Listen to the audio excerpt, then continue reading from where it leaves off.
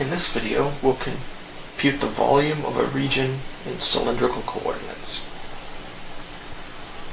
So the region we're given here is inside of a sphere of radius 1. Let me redraw my sphere. And also inside the cylinder given by the equation r equals sine theta.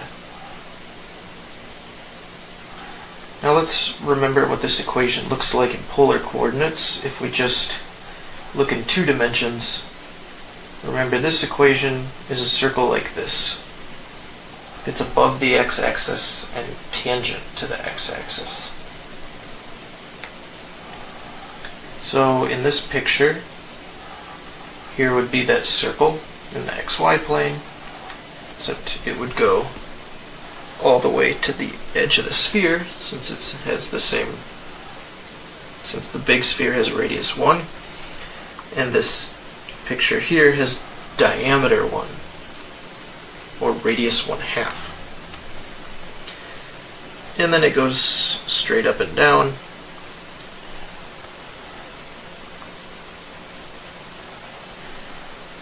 So it looks something like this. Maybe let's try to redraw that a little bit. So here's the sphere, and we have the piece of the cylinder that it cuts out.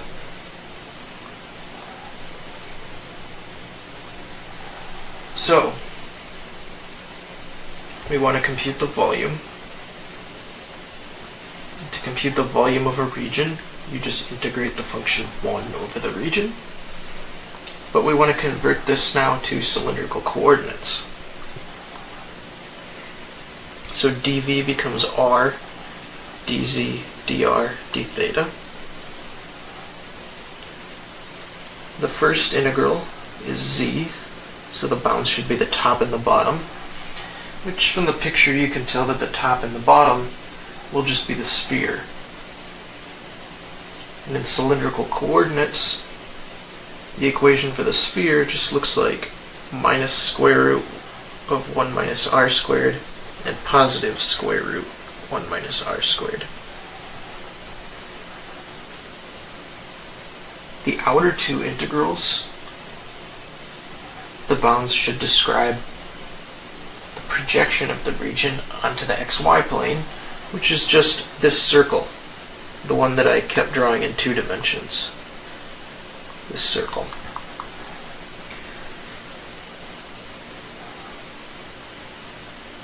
So the bounds for r goes from 0 out to sine theta, since that's the equation for the cylinder. You start at the origin and you go radially outwards until you hit this circle. And the theta bounds, if you think about it, are from 0 to pi. You start here at the origin. When you plug in theta equals 0, sine of 0 is 0. Then it gets bigger and bigger and bigger until you're at pi over 2 when it's 1. And then after pi over 2 it gets smaller and smaller and smaller and smaller until when you're at theta equals pi, it's 0 again. So the circle closes up at theta equals pi. Okay, so now we do this integral. There's no z, so for the first integral we just do top minus bottom.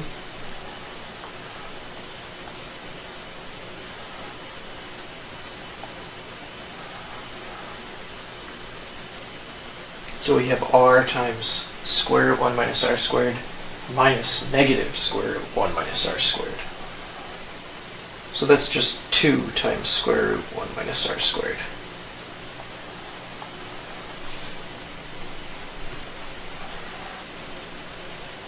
And now let's do a substitution. U equals 1 minus r squared. So du is minus 2r dr. And we have 2r dr, we just don't have the minus sign. So we have to add a minus sign. And this just becomes square root of u du. and the new bounds. When r is 0, u is 1. And when r is sine theta, u is 1 minus sine squared theta, which by our favorite trig identity is the same as cosine squared of theta. Before moving on, let's get rid of the minus sign by just flipping the order of the bounds. We'll just put cosine squared on the bottom and 1 on the top.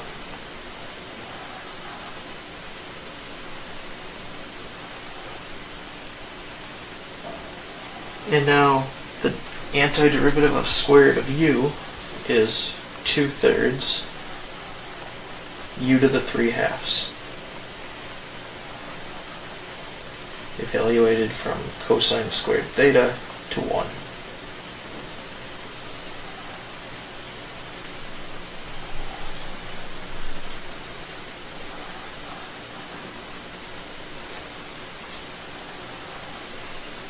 So 1 to the 3/2 is just 1, minus cosine squared theta to the 3/2. So first, we take cosine squared and take the square root, and then cube it. So it's tempting to say this should just be cosine cubed theta. But that's actually wrong. It's very close, but it's wrong. What it really should be is absolute value of cosine cubed theta. And this is a very subtle point. It happens because we start with cosine squared and we're taking the square root. Now if you think about it, this is because we're doing something like this. We're taking the square root of something squared. And in general, the square root of x squared is not just x. It's the absolute value of x. Because think about what happens if you plug in a negative number. Say x is -3. Then -3 squared will be 9, and the square root of 9 is 3. So you actually always get a positive answer when you do this, since the square root symbol by itself always means take the positive square root. So there's that subtle point going on here. We started with cosine squared and took the square root, so that's actually absolute value of cosine theta. And then we cube that.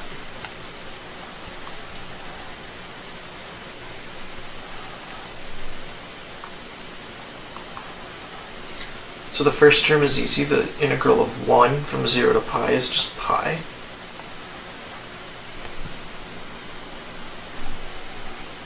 And now we have to do the integral of the absolute value of cosine cubed.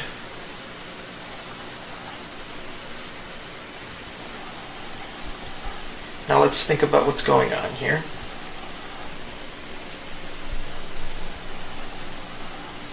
The graph of cosine cubed looks something like this.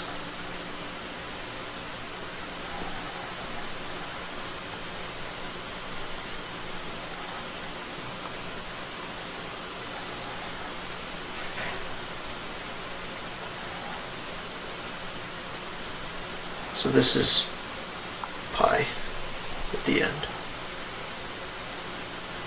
But we're taking the absolute value, and this is pi over 2.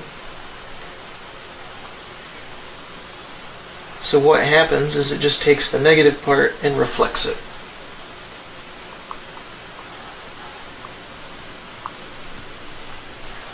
So when we do this integral, we're finding this area right here, which is the same as this area plus this area. We're just flipping it up to the top.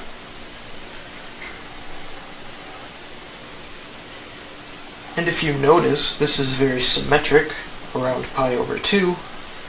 This area on the left is the exact same shape and the exact same area as this half on the right.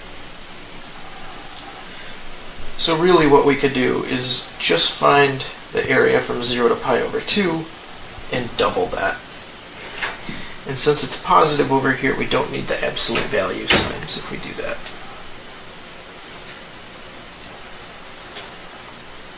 So again, we'll just find the area up to pi over 2 and double the answer, since it's symmetric and the part on the right is the same as the part on the left.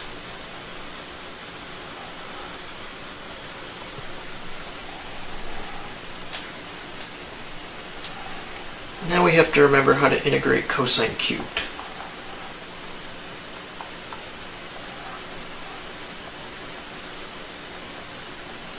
The idea here is to break it into two pieces. Write cosine cubed as cosine squared times cosine. And everybody's favorite trig identity says cosine squared is 1 minus sine squared.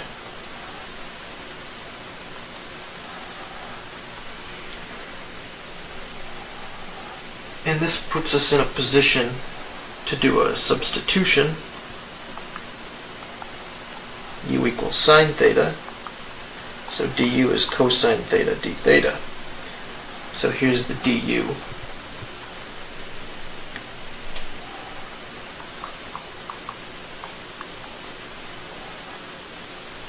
So this just becomes the integral of 1 minus u squared. And let's see, what are the bounds? When theta is 0, u is sine of 0, which is 0. And when theta is pi over 2, u is sine of pi over 2, which is 1.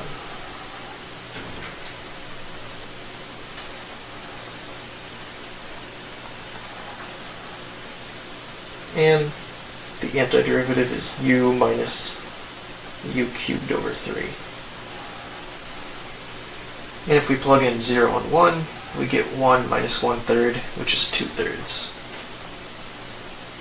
And times 2, that is 4/3. And here's our final answer.